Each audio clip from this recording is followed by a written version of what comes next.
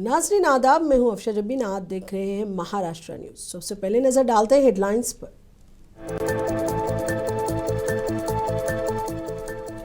हुकूमत हमेशा किसानों के साथ खड़ी रहेगी, जल्द ही सैलाब मुतासिरीन को दिया जाएगा मुआवजा, एकनाथ शिंदे का बयान।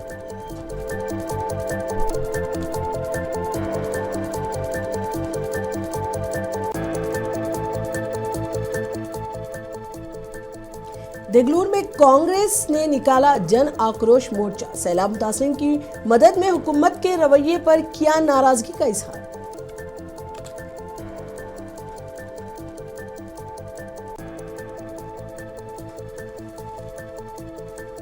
असदुद्दीन अवैसी ने हुकूमत पर अक़लियतों को निशाना बनाने का लगाया इल्जाम, मुल्क के नौजवानों के मसाइल के हल पर दिया जोर।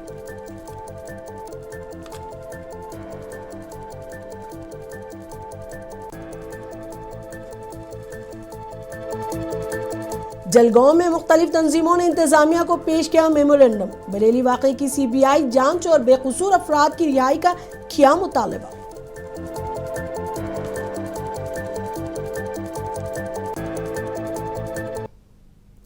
अब खबरें तफसील से। महाराष्ट्र के डिप्टी CM एकनाथ शिंदे का कहना है कि हुकूमत हमेशा किसानों के साथ खड़ी रहेगी। अगले 2-3 दिनों में हमारे पास तबाहशुदा फसलों के बारे में मुकम्मल अदाद व शुमार होंगे, किसानों को मुनासिब मुआवजा दिया जाएगा। शिंदे ने कहा कि हमने मरकजी वजीर दाखिला और वजीर आजम को भी एक नुमाइंदगी दी है। हमने देखा है कि मरकजी हुकूमत भी किसानों के साथ खड़ी है और हमें इस बार भी यही उम्मीद है। उन्होंने कहा कि हुकूमत ने 10,000 रुपये नकद और चावल के साथ मुतासरीन की मदद करना शुरू कर दी है। संकट मोठं आहे आणि त्याच दृष्टिकोनातून शेतकऱ्याला देखील मदत देताना सरकार हात आकडता घेणार नाही। आता सध्या पंचनाम्यांची सगळी माहिती येते आहे। जवळपास 60 लाख हेक्टर जमिनीचं पिकांचं नुकसान झालेलं आहे, असा आकडा आतापर्यंत आलेला आहे आणि पुढच्या 2-3 दिवसामध्ये संपूर्ण नुकसानीचं प्रमाण आणि आकडे येतील। पण एकंदरीत सर्वांचीच आमची भावना आहे। जालना में बारिश ने कहर ढाया है। जालना जिला के घनसावंगी तालुका बारिश की वजह से मुकम्मल तौर पर ज़ेर-ए-आब आ गया है। जिला इंतजामिया ने मकीनों को महफूज मुकामात पर मुंतकिल कर दिया है। घनसावंगी के MLA ने आज सूरत हाल का जायजा लिया और नायब वजीर आला एकनाथ शिंदे के साथ वीडियो कॉल की सहूलत फराहम की, जिन्होंने सैलाब मुतासरीन को यकीन दिलाया कि हुकूमत इस मुश्किल वक्त में पूरी तरह उनके साथ है। नायब वजीर आला एकनाथ शिंदे ने इंतजामिया को फौरी तौर पर मुतासिरा लोगों की इमदाद फराहम करने के लिए मजीद इक़दामात करने का हुक्म दिया है। तुम्ही आमदार महोदय हो सर, पूर्ण नीट सगळे पंचनामे करून घ्या आणि त्याप्रमाणे आपण त्यांना सगळी मदत पण देऊ। यावेळेस मोठं संकट आहे, जास्ती नुकसान आहे, त्यामुळे मदत पण त्यांना जास्तीची आपण व्यवस्थित सगळ्यांना होईल असं करू आपण। हो सर। आणि पुलाचा विषय येतो तर लगेच तुम्ही कलेक्टरला पण हे करा, मी कलेक्टरला पण सांगतो आणि संबंधित विभागाला सांगतो त्याचा प्रस्ताव बनवायला। चालेल सर, चालेल। हो सर, प्रस्ताव बनवायला सांगतो मी ताबडतोब। चालेल सर। नांदेड़ जिले के देगलूर डिवीजन में कांग्रेस की तरफ से जन आक्रोश मोर्चा निकाला गया और डिवीजन ऑफिस पर जबरदस्त एहतजाज किया गया। सैलाब मुतासरीन की फौरी मदद करने और उन्हें मुनासिब मुआवजा देने की मांग की गई। देगलूर तालुके के 100 से ज्यादा मुआवजात मौसलाधार बारिशों के सबब मुतादिद मवेशी बह गए हैं और कई रिहायशी मकानात को नुकसान पहुंचा। कांग्रेस के इस एहतजाज में बड़ी तादाद में लोगों ने शिरकत की। मुजाहिरीन ने मुआवजा न मिलने पर नाराजगी का इजहार किया।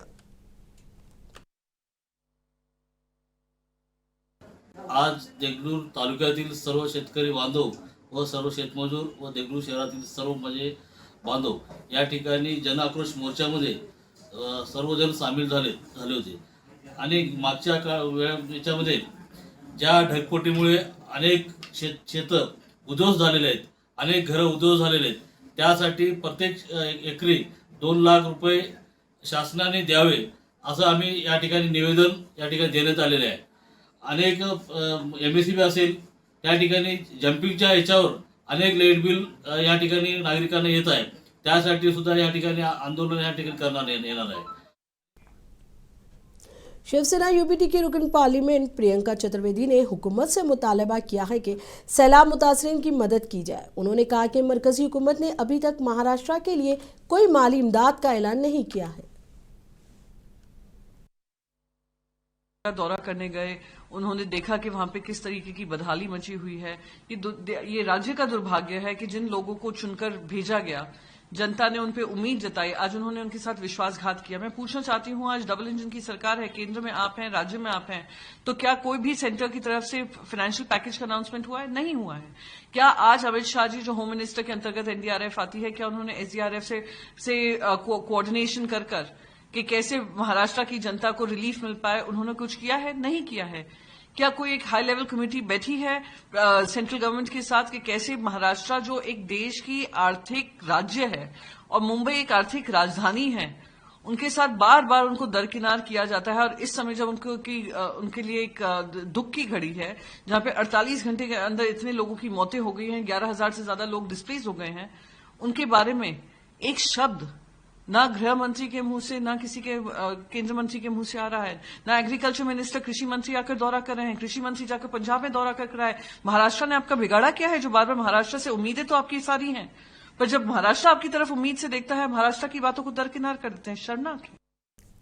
महाराष्ट्र हुकूमत ने रियासत में मुख्तलिफ समाजी तहरीकों के दौरान दर्ज मुकदमात के हवाले से अहम फैसला किया है। रियासत के वजीर बराए सकाफती अमूर और काबीनी जिली कमेटी के सरबराह आशीष शिलार ने ऐलान किया कि 201 दरख्वास्तें मौसूल हुई थी, जिनमें से 77 के खिलाफ दर्ज मुकदमात वापस लेने की सिफारिश की गई है। उन्होंने कहा कि हुकूमत ने यह कदम इसलिए उठाया है क्योंकि कई समाजी कारकुनों, सियासी जमातों के कारकुनों, मुजाहिरीन और नज़रियाती तहरीकों में शामिल अफराद के खिलाफ महज एहतजाज या शिरकत की बुनियाद पर गैर ज़रूरी मुकदमात दर्ज कर दिए गए थे।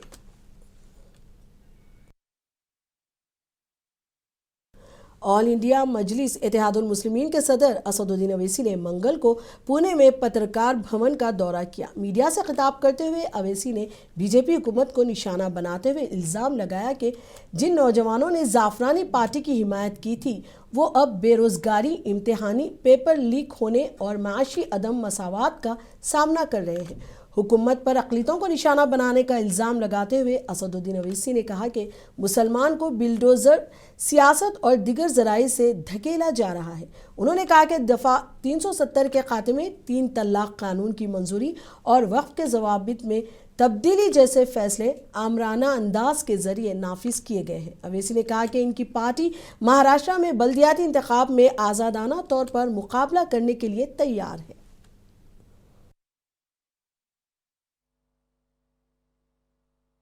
सिर्फ इस मसले में आप बोल के रुक मत जाइए, मैं आपसे एग्री कर रहा हूं, मगर मैं जो जनरेशन, मिलेनियल जनरेशन Z की बात कर रहा हूं, उनको तो कोई दिखा रहा ही नहीं रहा, उनको तो कोई सपोर्ट ही नहीं कर रहे और नेशनल सिक्योरिटी पे कोई बात ही नहीं कर रहा। ये इंपॉर्टेंट है। तो ये दो मसलों के ऊपर हम बात ना करें, इसलिए हर चीज का जिम्मेदार टोपी को खड़ा कर दो, दाढ़ी वाले को खड़ा कर दो। आसान है ना। आपके पास फ्लड्स आया, बहुत बुरी तरह फ्लड्स है महाराष्ट्र में। कहीं मैं स्टेटमेंट पढ़ा के बोले नहीं वो मुसलमान जिम्मेदार है उसका भी। अरे पानी का मैं कैसा जिम्मेदार हूं? माने जो नैरेटिव बन गया देश में, हर चीज का जिम्मेदार आप खड़ा कर दो। तो नेशनल सिक्योरिटी के ऊपर ये जनरेशन, मिलेनियल जनरेशन और जनरेशन Z के ऊपर ये लोग कुछ नहीं कर रहे और ये महंगा साबित होगा देखिए इन लोगों के लिए। क्योंकि आप जो मैजिक शो चल रहा है ना, वो अच्छा दिखता आपको। हमारे पब्लिक स्कूल में हैदराबाद में मैजिक शो था, हम लोग बच्चे बैठते थे चड्डी पहन के, तो मैजिक शो था, मुतासर कैसा किया, क्या किया। मगर एक बात, दो चीजें थी उसमें इंपॉर्टेंट। तो जब मैजिशियन बैठता था वो एक कवर लगा के बैठता था और कोई नहीं बात वो क्या करता था अंदर नहीं मालूम। फिर हम मैजिक शो देख के खुश होते थे। उसके बाद हमारे मिसेस राजाराव, हमारे हेडमिस्ट्रेस से बोले magic show is over, back to class and start doing your maths. तो वैसी होने वाला है, वही देखेंगे इंशाल्लाह, ये होने वाला है। अभी सब लोग खुश है, मैजिशियन है, वो सब लोग को दिख रहा हो गया, मगर कोई ये पूछ रहा नहीं कि भाई ये जो जनरेशन है 65% पॉपुलेशन भारत में 40 साल से कम उम्र का है, क्या हो रहा उन लोगों को? अगर ये पॉपुलेशन खड़ा हो गया, हमको उम्मीद है ये खड़े होंगे, जब सवालात करेंगे, जब सबकी वाट लग जाएंगी, याद रखो आप। महाराष्ट्र एमआईएम के सदर इम्तियाज जलील का कहना है कि अहलियानगर में मुनक्किद होने वाला पार्टी का प्रोग्राम मुलतवी कर दिया है। इम्तियाज जलील ने बताया कि ये प्रोग्राम अब 9 अक्टूबर को मुनक्किद होगा। इम्तियाज जलील ने अहलियानगर में पेश आए हालिया वाक़े पर अफसोस का इजहार किया। वो वहां पर हिरासत में लिया, वहाँ पे हमें पुलिस की परमिशन पहले भी दी गई थी और आज दोबारा भी दी गई है, लेकिन कल जो घटना घटी है वहां पर जो पथराव हुआ, उसके बाद पुलिस को लाठीचार्ज करना पड़ा और तकरीबन 40 लड़कों को वहां पर हिरासत में लिया गया है, वो पुलिस कस्टडी के अंदर है। ऐसे हालात के अंदर जब मामला इतना गर्म है तो वहां के एसपी सोमनाथ खरगे साहब और कराले साहब जो नासिक के आईजी है वो भी वहां पर आए हुए हैं। वो दोनों ने हमसे बात की और दोनों ने हमसे रिक्वेस्ट किया कि ये सभा अगर आप आगे बढ़ा सकते हैं तो बहुत अच्छे तरीके से कर सकते हैं, वरना उन्होंने हमारे ऊपर छोड़ा है कि हमारी पूरी तैयारी हो गई है। लेकिन ऐसे माहौल के अंदर जब 40 बच्चे जेल के अंदर हैं, उनके परिवार वाले परेशान है, हमने ये फैसला लिया है ये सभा को हम आगे बढ़ाते हैं और इंशाल्लाह 9 तारीख के दिन है तो हम दोबारा वहां पर आएंगे। और मैंने एसपी साहब को साफ कहा हूं कि ये किसी से डर के या किसी की धमकी की वजह से नहीं लिया जा रहा है। हम शांति प्रिय है, हमको शांति चाहिए है, किसी तरह की कोई गड़बड़ी नहीं चाहिए है। इस वजह से एमआईएम लीडर वारिस पठान ने अहलियानगर वाक़े की मजम्मत की। उन्होंने कहा कि इस साजिश के पीछे की वजूहात का पता लगाने के लिए जामा जांच की जानी चाहिए।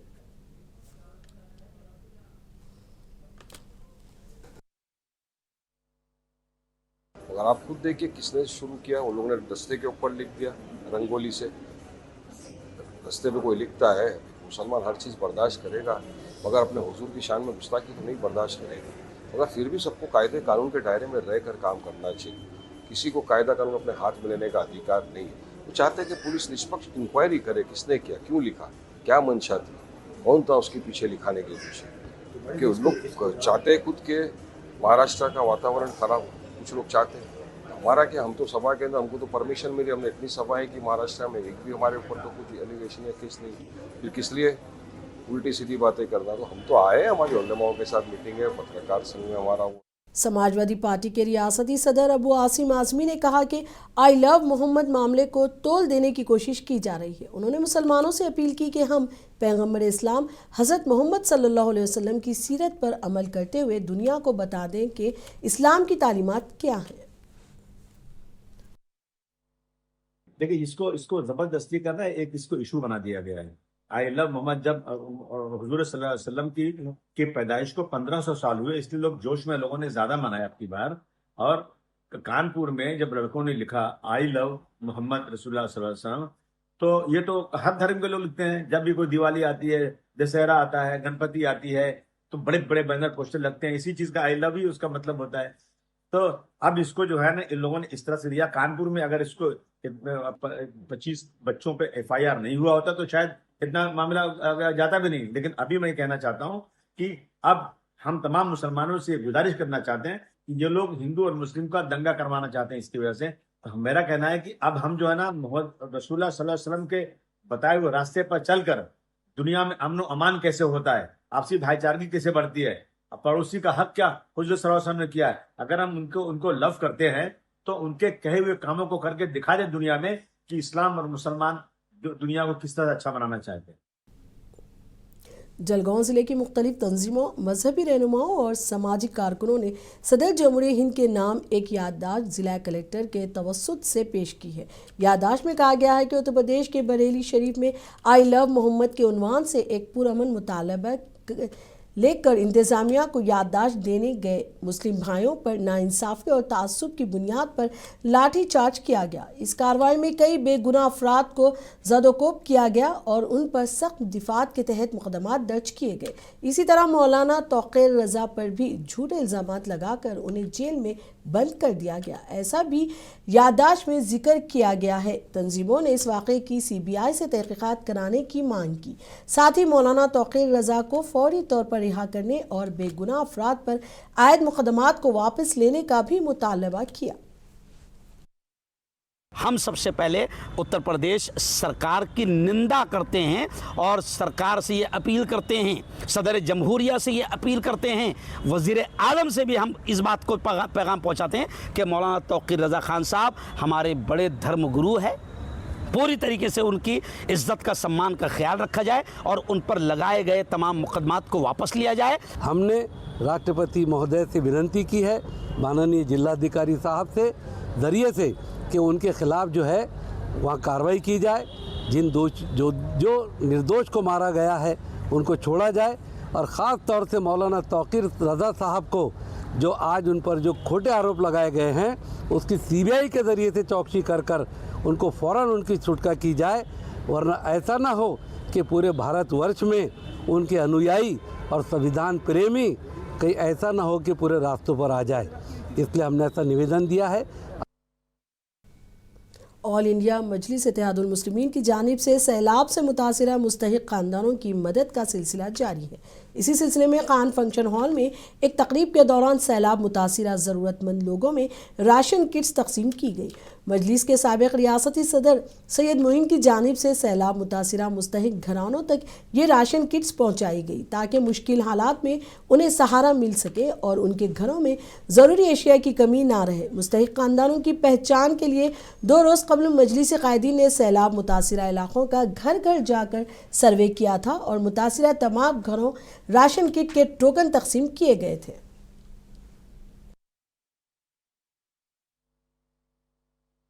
प्रशासन ने जो कुछ अमल या इक़दाम उठाना चाहिए था वो कोई एक काम इन्होंने नहीं किया। ये इनके अल्फाज जब आपको ये बात करे होंगे तो आपने भी इनसे पूछा होगा कि कोई इनकी खैर खबर लेने वाला नहीं।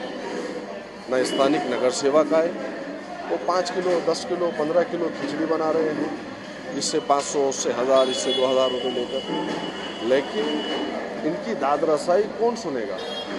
आप इनके वोट लेते हैं तो आपकी जिम्मेदारी है वोट लेने के बाद में जो मुश्किलात का सामना यहाँ की अवाम कर रही है, जो तकालीफ से गुजर रहे हैं, चाहे वो रोड हो, नाली हो, लाइट हो, बारिश का पानी हो, ड्रेनेज का पानी हो, या मस्जिद के सामने या मस्जिद के अंदर जो पानी या रास्ते में पानी, ये तमाम तकालीफ के हल के लिए तमाम तकालीफ को ख़त्म करने के लिए वहाँ के तरक्याती कामों के लिए अवाम वोट देती है।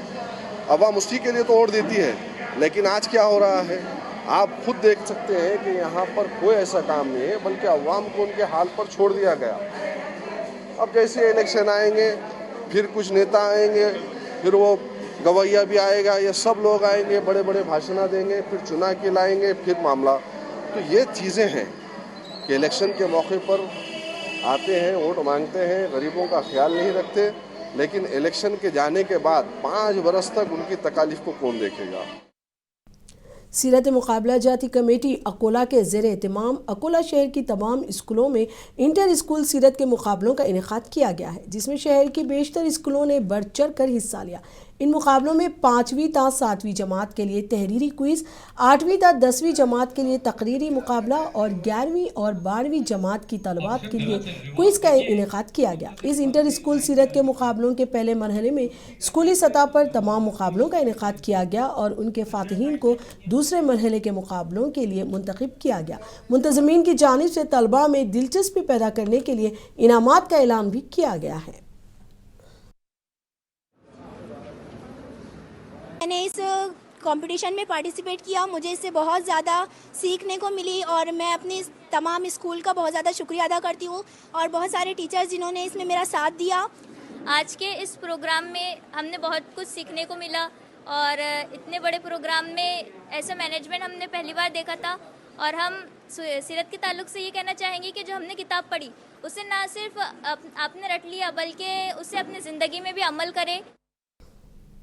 डॉक्टर सनाउल्लाह घारटकर फाउंडेशन के ज़ेरे इत्माम अंजुमन इस्लाम जंजीरा मरोड में 10वीं ता 12वीं जमात के तलबा के लिए कैरियर गाइडेंस कैंप का इनेकाद किया गया, जिसमें माहिरीन तालीम एहसान सैयद, सईदा और वैशाली वेद ने तलबा से खिताब करते हुए उनकी रहनुमाई की। डॉक्टर सनाउल्लाह ने कहा कि 10वीं और 12वीं के इम्तहानात के बाद तलबा की सही रहनुमाई ज़रूरी होती है।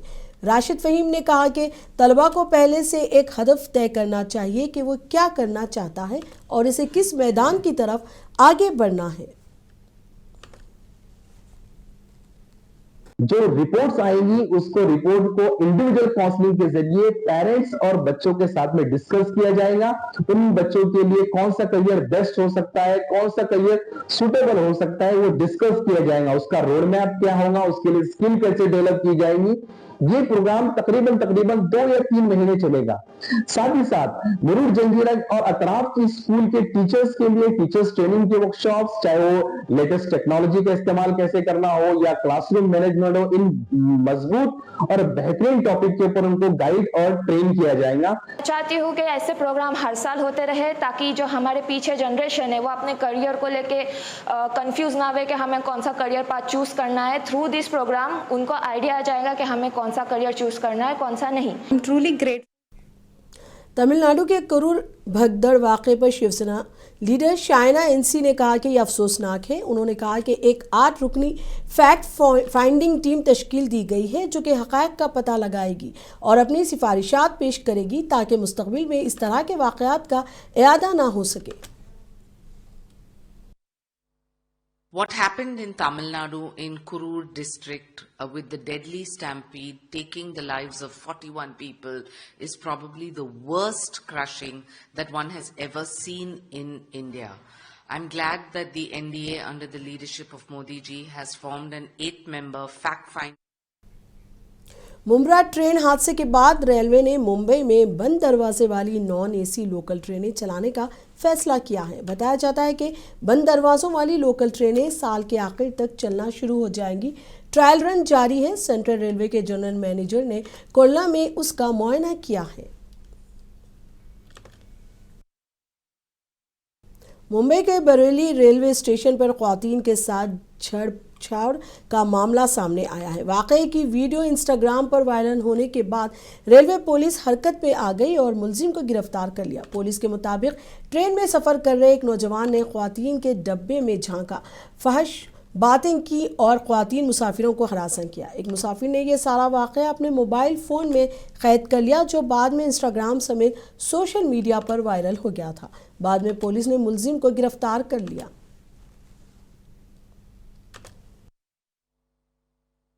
उसी हिसाब से हमने उसका वीडियो देखा। जो वीडियो उन्होंने जो बनाया था, जो स्टंट कर रहा था, वो राम मंदिर स्टेशन से लेके सांता क्रूज रेलवे स्टेशन के बीच में उसने वो स्टंटबाजी कर रहा था और वो ये कर रहा था, ऐसा दिख रहा था। उसी हिसाब से जो महिला तकरारदार थी जिन्होंने वीडियो वायरल किया था, उनको बुला के, वो वसई में रहती थी, उनको बुला के वसई रेलवे पुलिस स्टेशन ने उनका एक स्टेटमेंट लेके एफआईआर दर्ज। एशिया कप में शानदार जीत के बाद टीम इंडिया के खिलाड़ी वतन वापस हो गए हैं। टीम के कप्तान सूर्या कुमार यादव का अहले खाना और मुद्दाहों ने वालेहाना खैर मकदम किया। इस मौके पर सभी ने टीम इंडिया की कामयाबी पर खुशी का इजहार किया। अंधेरी पुलिस ने महाराष्ट्र नवनिर्माण सेना के 2 कारकुनों के खिलाफ अंधेरी मेट्रो स्टेशन पर एक बिल बोर्ड को मुबैना तौर पर नुकसान पहुंचाने के इल्ज़ाम में मुकदमा दर्ज किया। एमएनएस कारकुनों ने हिंदी इश्तेहारात के इस्तेमाल पर पीर को स्टेशन पर एहतजाज किया था। इस दौरान कारकुनों ने स्टेशन के बोर्ड को स्याह कर दिया और कुछ बिल बोर्ड्स को तोड़ फोड़ की। उन्होंने कहा कि महाराष्ट्र और मुंबई के मेट्रो स्टेशनों पर मराठी में इश्तेहारात को कबूल किया जाना चाहिए क्योंकि मराठी रियासती ज़ुबान है।